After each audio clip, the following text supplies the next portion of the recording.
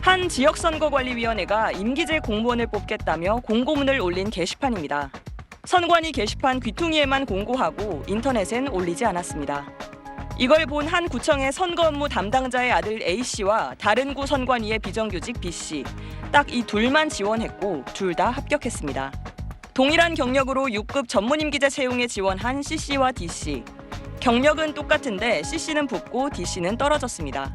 당시 선관위에 임기제로 근무하던 C씨는 가점을 받았고 선관위 근무 경력이 없던 D씨는 가점을 못 받았기 때문입니다.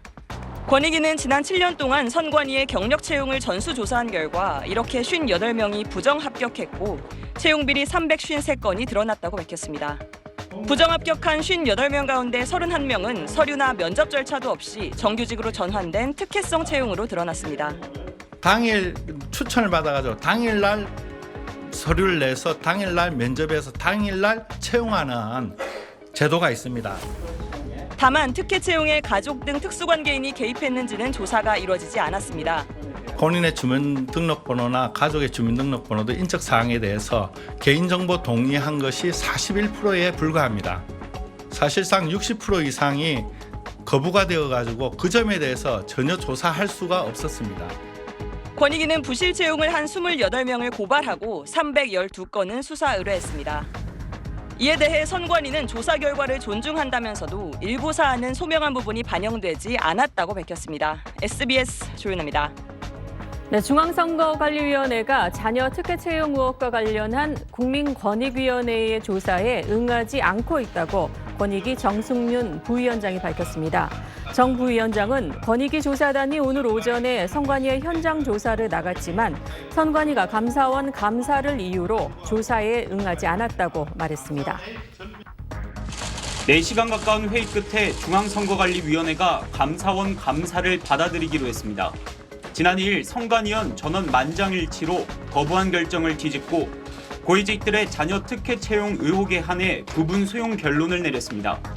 국민적 의혹이 큰 만큼 의혹을 빨리 풀고 내년 총선 준비에 매진하기 위해서라고 번복 배경을 설명했습니다.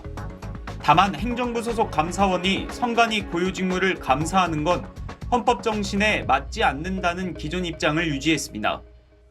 특혜 채용 의혹 감사는 받겠지만 북한 해킹이나 선거관리 업무에 대한 감사엔 선을 그은 겁니다. 그러면서 감사 가능 여부와 범위를 명확히 하기 위해 헌법재판소에 권한쟁의 심판을 청구하기로 했습니다. 노태학 선관위원장은 여권의 사퇴 요구엔 거부 의사를 밝혔습니다.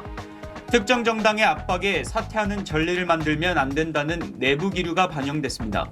지금 바로 위원장을 사퇴하는 것이 책임 있는 자세인가 고민을 하고 있습니다. 당장 현안에 대해서 시급한 문제에 대해서 해결하는 것이 책임 있는 자세가 아닌가. 국민의힘은 선관위가 반쪽짜리 감사 수용으로 국민을 기만하는 거라며 규탄대회를 열었고 민주당은 선관위 감사를 압박하면 역으로 감사원 국정조사를 추진할 수도 있다고 압박했습니다. 선관위가 감사를 부분 수용함에 따라 권익위 조사와 감사원 감사에 이어 국회 국정조사까지 특혜 채용 의혹에 대한 전방위적인 조사가 이뤄질 전망입니다. SBS 박찬범입니다.